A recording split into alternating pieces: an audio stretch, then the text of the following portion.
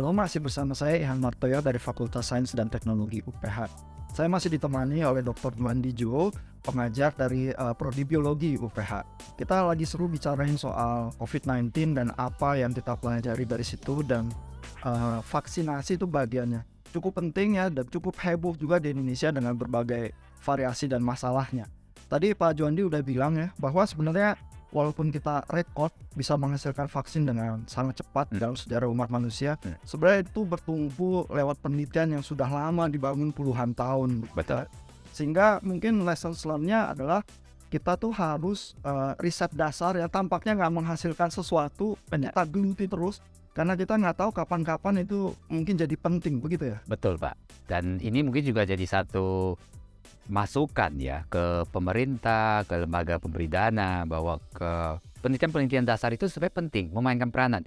Jangan hanya fokus memberikan dana pada penelitian aplikatif, karena kita penelitian dasar lah yang akan membangun dasar ilmu untuk bisa dipakai oleh penelitian aplikatif ke depannya. Betul. Seringnya kan kita penelitian didorong oleh motivasi komersial ya. Betul. Mau cepat begitu ya, Betul. tapi penelitian dasarnya mungkin agak terbengkalai begitu ya. Betul. Nah, kebetulan nih ada kasus yang sama menarik kalau di Indonesia kan, soal vaksin Nusantara ya. Iya. Itu jadi heboh, kontroversi. Lalu juga banyak yang menganggap loh, kok ini penelitiannya justru dicegal gitu. Nah, sebenarnya apa sih kasusnya dan di mana letak masalahnya? Iya, terima kasih Pak Ihan. Memang ini isu yang sangat menarik. Vaksin Nusantara ini adalah vaksin yang berbasis sel dendritik. Sel dendritik tuh kalau kita analoginya tuh seperti badan intelijen. Dia mengambil informasi dari musuh lalu mempresentasikannya kepada tentara yang nanti atau polisi yang akan nanti bertindak untuk menangkap si musuh itu. Nah, vaksin berbasis sel dendritik ini sebenarnya merupakan vaksin yang pertama kali dikembangkan untuk pengobatan kanker. Ya, dengan konsep bahwa pasien akan diambil darahnya, lalu diambil sel yang kita sebut sel dendritik itu, yang tadi analogi saya badan intelijen, lalu sel dendritiknya itu lalu diperkenalkan antigen musuh di laboratorium. Setelah sekian lama, terus dimasukkan kembali ke tubuh pasien dengan harapan si sel dendritiknya sekarang sudah terlatih mengenali si karakteristik dari musuh itu, sehingga bisa menginformasikan tentara atau polisi yang ada di dalam tubuh pasien tersebut. Nah, ini awalnya dan dipakai pada saat kayak misalnya kanker ginjal, walaupun baru beberapa negara yang memperbolehkannya. Untuk COVID ini menjadi satu hal yang viral karena Dr. Terawan dan timnya modifikasi konsep vaksin pengobatan kanker menjadi vaksin pencegahan penyakit COVID-19. Dan di sini ada satu hal fundamental yang berbeda. Ketika dipergunakan untuk kanker adalah penyakit kankernya sudah terjadi. Lalu kita menggunakan vaksin sebagai salah satu mode terapi. Sementara untuk penyakit COVID-19, dalam hal ini adalah penyakit COVID-19-nya belum terjadi. Sama seperti vaksin-vaksin lainnya diberikan untuk pencegahan, untuk preventif. Dan ini yang menjadi satu dari beberapa titik masalah dari vaksin Nusantara ini. Satu, perubahan konsep itu tentunya harus disertakan dengan data-data pendukung. Dan data-data pendukungnya sampai saat ini belum tersedia dan belum dilaporkan juga oleh tim peneliti dari Indonesia. Sehingga sampai saat ini kita belum mengetahui seberapa efektif sih vaksin sel dendritik ini untuk mencegah terjadinya penyakit COVID-19. Itu titik masalah pertama menurut saya. Titik masalah kedua adalah masalah nasionalisme. Karena ini yang waktu itu digembar-gemborkan oleh tim peneliti terkait bahwa ini loh vaksin buatan Indonesia, buatan anak bangsa. Harusnya didukung dong, jangan dijegal. Ya kan? Namun sebenarnya vaksin ini adalah teknologinya dikembangkan oleh perusahaan yang berlokasi di Amerika. Perusahaan yang dimiliki oleh Amerika Serikat sebenarnya. Nah, dan bekerja sama dengan tim yang dikepalai oleh Dr. Terawan. Jadi sekali lagi, ini sebenarnya bukan satu produk anak bangsa. Ini cuma produk kerjasama. Jadi kita harus berhati-hati menanggapi isu nasionalisme, apalagi nasionalisme sempit dalam hal ini. Dan yang ketiga menurut saya adalah konsep utama dari vaksin, terutama untuk mencegah penyakit, adalah satu macam vaksin bisa diberikan kepada banyak orang. Sehingga kita bisa membangun satu kekebalan massal yang kita sebut herd immunity itu pada sekelompok masyarakat, sehingga tidak akan terjadi penyakit di kelompok masyarakat tersebut. Namun, ini tidak akan bisa tercapai dengan vaksin basis sel dendritik. Karena seperti saya utarakan di awal, vaksin basis sel dendritik ini khusus untuk orang tertentu, individu tertentu. Karena dia pada individu tertentu atau contohnya pasien tertentu, sel darahnya yang akan diambil, lalu akan dimasukkan kembali ke pasien tersebut. Artinya, misalnya darah saya diambil, lalu diberikan vaksin Nusantara. Vaksin Nusantara tersebut cuma bisa dikembalikan kepada saya, tidak bisa misalnya diberikan kepada Pak Ihan atau diberikan pada teman-teman yang lain. Artinya adalah vaksin ini bersifat eksklusif, individual. Dan ini berlawanan dengan konsep vaksin preventif, di mana satu macam vaksin bisa diberikan secara massal. Arti yang lain juga berarti biaya akan meningkat, ya kan? Karena dari segi produksi, threshold untuk mencapai harga ekonomisnya tidak akan tercapai karena vaksinnya akan bersifat sangat individual buat pasien masing-masing. Jadi 3 titik masalah yang menurut saya masih belum dipecahkan oleh tim pengusung vaksin Nusantara tersebut.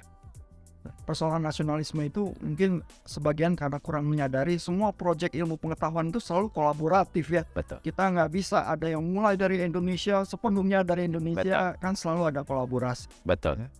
Nah, tapi kalaupun vaksin Nusantara belum ada uji klinis, belum terbukti hasilnya, apakah masih bisa ada tempat untuk semacam terapi atau penelitian itu dilanjutkan? Lalu future-nya itu bagaimana ya yang kita bisa bayangkan begitu? Iya. Ini memang menjadi satu masalah, terutama masalah buat BPOM yang sampai sampai awal tahun ini, adalah karena tim pengusung vaksin Nusantara ini tidak mengikuti kaidah uji klinik yang baik. Sehingga tanpa mengikuti uji klinis secara tepat, produknya tidak mungkin bisa dipasarkan. Produk kesehatannya tidak mungkin bisa dipasarkan. Oleh karena itu, pemerintah bersama BPOM dan bersama tim pengusul, mereka mencoba mencari jalan tengah di antaranya, yaitu dengan menggunakan konsep pelayanan berbasis penelitian. Jadi dalam hal ini adalah satu macam terapi, satu macam mode pengobatan atau mode pencegahan yang masih belum teruji. Namun jikalau ada yang tertarik, dapat menghubungi tim peneliti tersebut yang berlokasi di RSPAD untuk menjadi subjek penelitiannya. Ya, jadi itu tempat yang mungkin akan dipergunakan oleh vaksin Nusantara karena mereka tidak memiliki data uji klinis sehingga tidak mungkin bisa dipasarkan secara massal, namun masih bisa diberikan kepada pasien-pasien tertentu yang pada individu-individu tertentu yang mau menjadi subjek penelitian tim tersebut. Jadi kalau untuk masyarakat yang masih berminat tetap bisa, hanya mereka mungkin akan dikasih form persetujuan ya. Betul. Ini masih tarafnya penelitian, apakah disetujui, kalau iya bisa. Betul, Pak. Ya. Nah, kita juga ada ini ya, isu soal herd immunity ya, mungkin juga menarik ya, yang kita bayangkan. Karena di awal pandemi, semua orang merasa sebentar lagi kalau penularan itu meluas, sebentar lagi masyarakat itu imun. Ada negara-negara yang bertaruh dengan polusi seperti itu ya, Swedia misalnya. Betul. Lalu juga kita dengar waktu tahun 2020 bulan Maret kita banyak yang meramalkan nanti bulan Mei juga udah aman. Betul. Apa benar sih herd immunity itu tercapai dan kita di dalam fase Omicron ini, apa kita ini udah herd immune? Ya, ini satu pertanyaan sangat menarik Pak Ihan, dan mungkin harus dikembalikan dulu pengertian herd immunity itu. Herd immunity kan sebenarnya berarti adalah satu kekebalan secara massal, secara berkelompok atau secara berjamaah. Dan herd immunity awalnya dipergunakan ketika sekelompok orang menerima vaksin. Contoh misalnya dalam satu kelompok itu ada 100 orang. Yang menerima vaksin mungkin sekitar 60 atau 70 orang. Sisanya sekitar 30-40 orang itu yang tidak menerima vaksin dapat terlindungi karena dia dikelilingi oleh orang-orang yang sudah tervaksin, ya, sehingga penyebab penyakitnya tidak bisa menginfeksi mereka. Nah, namun dalam hal COVID-19, terutama waktu awal-awal, herd immunity tidak dikaitkan dengan vaksin karena vaksin belum tersedia saat awal, tapi dikaitkan dengan kemampuan pasien ketika terinfeksi COVID-19 bisa bertahan hidup sehingga nanti menjadi kebal. Nah, di sini jadi ada dua permasalahan yang saya lihat. Pertama adalah kita waktu awal kita tidak menyadari COVID-19 akan bisa menyebabkan penyakit yang begitu parah sampai menyebabkan kematian pada orang-orang tertentu, pada kelompok tertentu. Contohnya Swedia, mereka tidak memprediksi bahwa kelompok usia lanjut mereka, senior citizen mereka menjadi kelompok yang sangat rentan ketika terinfeksi virus COVID-19, terutama waktu varian yang cukup berat, varian Delta itu banyak yang meninggal. Dan ini menjadi satu pelajaran berharga buat mereka bahwa konsep herd immunity karena didasari oleh infeksi lalu sembuh tidak bisa diterapkan begitu saja pada semua kelompok usia. Mungkin pada kelompok usia yang masih muda, sehat, dewasa, tidak memiliki penyakit, hal itu mungkin bisa diterapkan. Namun kita menyadari dalam masyarakat kita begitu banyak kelompok usia, pasti ada yang rentan dan ada yang masih sehat. Dan bagaimana cara melindungi yang rentan ini? Konsep herd immunity akibat infeksi tidak bisa diterapkan dalam hal itu.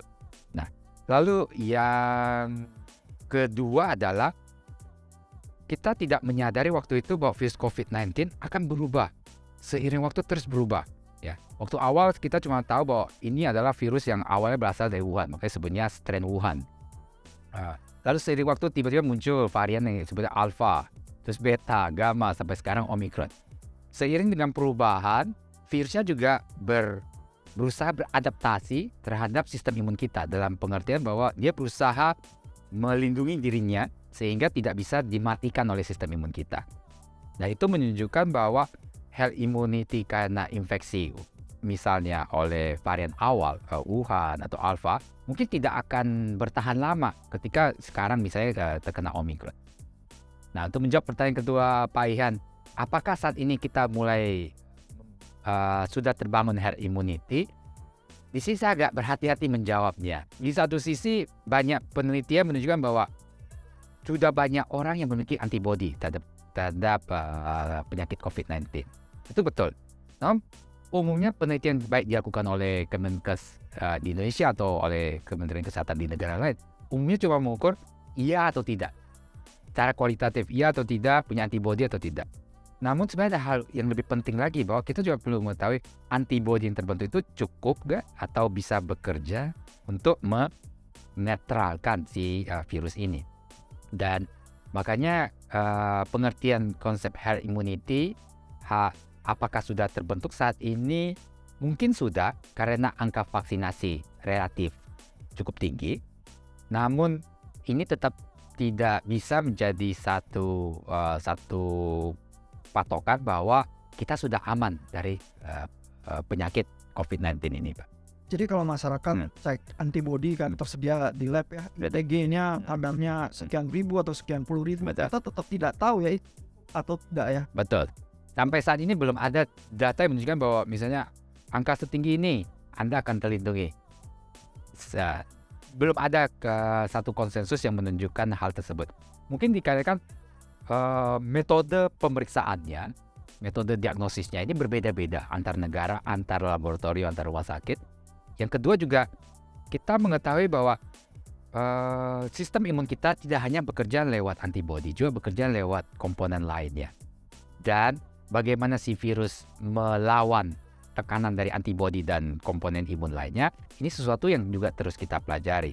Dan kita mengetahui misalnya varian Omicron, terutama yang sekarang yang terbaru dari anggota keluarga Omicron, dan nama anggota barunya XBB atau BQ dan ada yang lain BQ1.1, di mana mereka mampu mengubah dirinya sehingga antibodi yang sudah ada menjadi kurang efektif untuk melawan mereka. Masih Omicron, tapi sudah mulai berubah ke situ. Jadi itu adalah mekanisme evolusi, mekanisme perubahan dari si virus agar dia bisa bertahan hidup, ya, melawan tekanan dari sistem imun manusia dalam hal ini. Berarti mau nggak mau herd immunity itu kalau kita mau bicara itu harus terkait vaksin, nggak bisa cuma infeksi. Betul. Sehingga kalau memang mau dipastikan aman, sebenarnya tetap perlu pengembangan vaksin yang lebih lanjut ya. Betul. Apakah kalau misalnya sejauh ini ya penelitian vaksin yang diadaptasi kepada strain virus yang paling akhir itu terbukti lebih efektif dibanding yang kita punya sekarang vaksinnya, apa ada tanda-tanda itu? Nah, ini yang menarik Pak Yan. Awalnya ada penelitian di mana mereka memodifikasi vaksinnya mengikuti varian yang terbaru. Dan ternyata hasilnya kurang begitu optimal. Masih tidak begitu berbeda jauh dalam hal efektivitas dengan vaksin berbasis virus awal. Jadinya sekarang beberapa perusahaan vaksinasi, perusahaan pengembang vaksin, Moderna, Pfizer, mereka mengembangkan vaksin yang menggunakan kombinasi. Mereka sebutnya bivalent, kombinasi dari varian awal dengan varian yang terbaru. Ya, contoh di negara tetangga, misalnya di Singapura, 2 minggu yang lalu mereka sudah meluncurkan untuk terutama untuk tenaga kesehatan dulu, terus dia akan diperluas. Mereka akan mendapatkan booster menggunakan vaksin yang disebut bivalent yang memiliki komponen virus awal dan komponen varian terbaru. Oh, makanya terkait pengembangan vaksin itu kita baca berita juga kalau di cross virusnya ada versi yang lebih awal dan versi Omicron, dia virusnya sebenarnya bisa lebih menular dan lebih mematikan sekaligus begitu ya. Betul. Itu sebenarnya untuk pengembangan vaksin. Untuk pengembangan vaksin ya, betul Pak. Iya. Dan mungkin yang menarik untuk diperhatikan adalah ada satu kecenderungan di mana pengembangan vaksin COVID akan menyerupai pengembangan vaksin influenza. Di mana seperti kita ketahui bersama, vaksin influenza terus dimodifikasi setiap tahunnya. Ya, tahun ini kita dapat vaksin influenza, tahun depan kita dapat vaksin influenza yang akan berbeda dengan vaksin influenza tahun ini. Dan sepertinya akan ada kecenderungan ke arah situ. Jikalau virus COVID-19 ini akan terus bertahan dan terus berubah seperti yang kita amati sejauh ini. Semoga tidak, tapi ada kecenderungan akan mengarah ke sana dan menjadi satu PR baik untuk peneliti dan untuk perusahaan pengembang vaksin bahwa mereka harus terus meneliti vaksin COVID dan memodifikasi vaksin COVID lebih lanjut. Ya, sekalipun sudah banyak orang yang jenuh ya terhadap COVID-19, tapi masalah ini belum selesai. Nah, berarti kan sebenarnya perlahan-lahan Indonesia harus mengembangkan kemampuan untuk meneliti di bagian itu lalu memproduksi vaksinnya ya. Betul. Nah, kita dengar kabar gembira katanya ada vaksin merah putih gitu ya. Tapi mungkin itu langkah awal. Sebenarnya next step-nya supaya kita punya kemampuan itu secara produksi dan penelitian di Indonesia harus apa yang dilakukan? Yeah. Dan tidak next step-nya. Next step-nya. Saya kira yang pertama adalah pendanaan terhadap peneliti-peneliti di bidang vaksin. Itu yang pertama. Yang kedua adalah pengembangan industri untuk memproduksi vaksin tersebut. Saya kira saat ini ada satu kabar gembira di Indonesia, yaitu sekarang selain Bio Farma yang sudah mengembangkan vaksin CoronaVac dari Sinovac di Indonesia, juga sekarang ada perusahaan baru yang berlokasi di daerah Cikarang, kalau saya tidak salah ingat, yang akan mengembangkan vaksin berbasis mRNA seperti vaksin Moderna atau Pfizer. Terlepas dari nanti mereka menggunakan lisensi dari perusahaan luar, menurut saya itu tidak merupakan satu permasalahan. Yang lebih penting adalah kemampuan negara ini untuk memproduksi vaksin dengan vaksin di negara sendiri sehingga bisa memenuhi kebutuhan masyarakat negara sendiri. Karena kita berkaca waktu awal, Indonesia sangat tergantung pada negara-negara lain yang mau mendonasikan. Ya, sekalipun mampu beli, mampu bayar, tapi kalau negara lain tidak mau menjualnya, kita juga menghadapi satu masalah. Berebutan. Makanya satu pelajaran yang berharga baik dari negara India dan Thailand, menurut saya itu hal yang patut untuk kita ikuti, di mana mereka bekerja sama dengan perusahaan-perusahaan vaksin untuk memproduksi vaksin di negaranya sendiri. Saya baru pulang dari Thailand dan teman saintis saya dari Bangkok itu dia selalu dengan bangga bilang bahwa vaksinasi dan pengobatan dasar yang dipakai untuk COVID-19 untuk orang Thailand itu diproduksi di Thailand. Jadi kami tidak khawatir kami akan mengalami kehabisan kuota vaksin ke depannya. Iya, kan kita menghadapi kesulitan itu ya, sebenarnya letak kesulitannya di mana ya di dalam teknologi kita yang harus kita kuasai untuk memproduksi, karena bukan cuma COVID, waktu ada penyakit mulut dan kuku untuk ternak, Betul. ternyata kesulitan juga kita Betul. terpaksa harus impor dari negara lain gitu ya. Sebenarnya mandeknya di mana sih kesulitan kita? Iya, saya kira ini ya siklus setan ya, devil cycle ya. Karena satu penelitian dasar terhadap penyakit tertentu, misalnya dalam hal ini contoh yang paling bagus betul PMK, penyakit mulut dan kuku menular pada hewan ternak, tidak terlalu banyak dilakukan di Indonesia, sehingga ketika muncul penyakit kurang begitu banyak ilmunya memahami perjalanan penyakit itu, bagaimana mendiagnosisnya, apalagi kalau kita berbicara bagaimana cara menerapinya. Jadi kekurangan ilmu pengetahuan dan kekurangan praktisinya dalam hal ini membatasi kemampuan Indonesia untuk melawan wabah PMK waktu itu.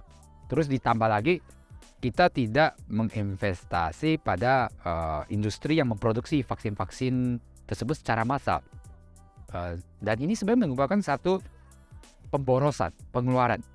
Ya, ketika kita membaca dari artikel-artikel dari majalah yang meliput masalah importasi vaksin PMK ini merupakan ada permasalahan, dan diduga mungkin ada terjadi penyelewengan karena biaya yang dikeluarkan untuk mengimpor vaksin itu sangat besar ya.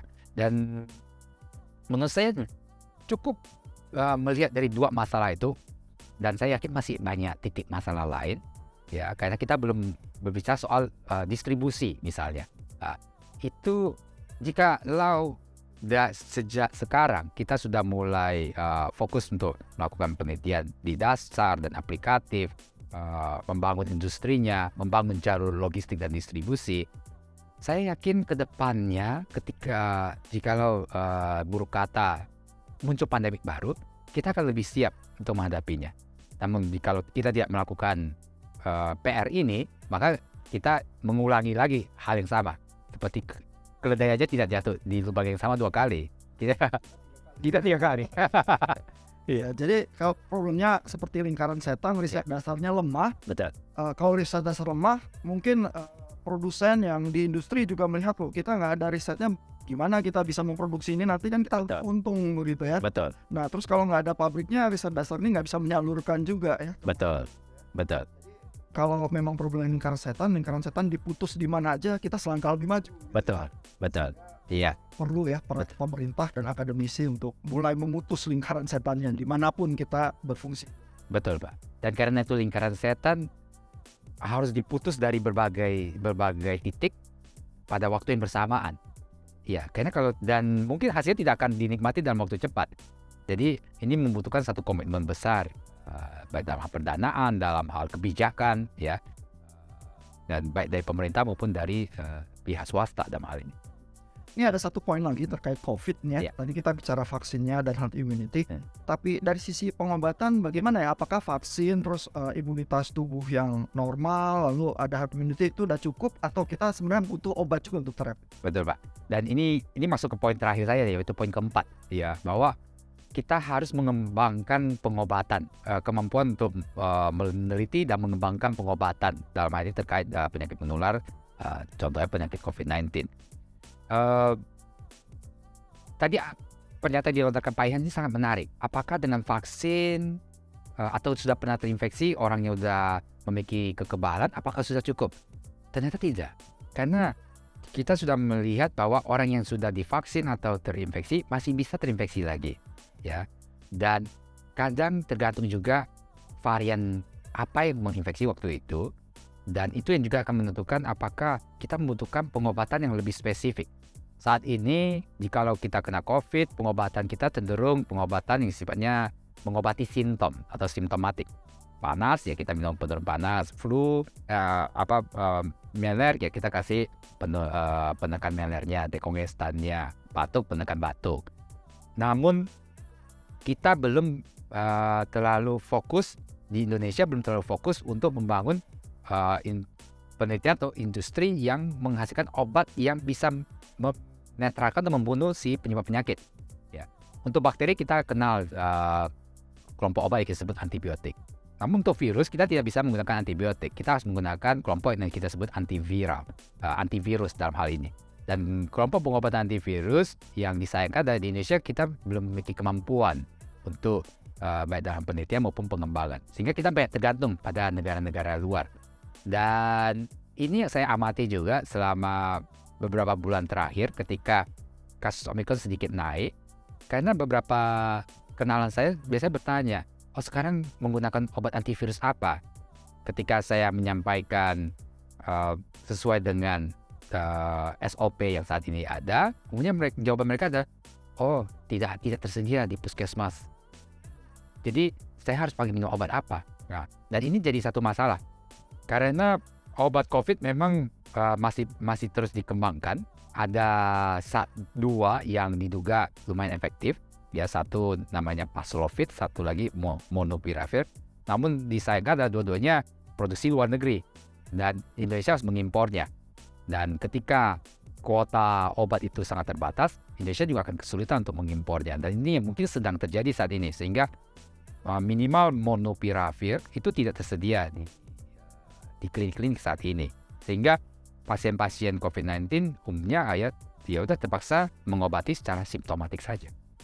Yeah. Tapi di dalam sejarah pengobatan kita, apa ada antivirus yang cukup berhasil atau memang antivirus basically susah? Antivirus basically memang agak sulit untuk dikembangkan, Pak. Namun sebenarnya sejak tahun 1960-an sudah ada beberapa antivirus yang terbukti berguna.